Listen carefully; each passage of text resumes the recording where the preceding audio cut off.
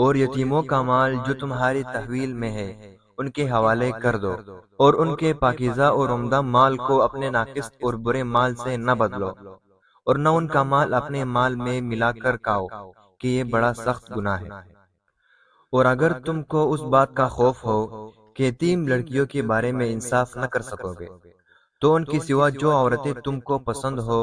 دو دو یا تین تین یا چار چار ان سے نکاح کر لو۔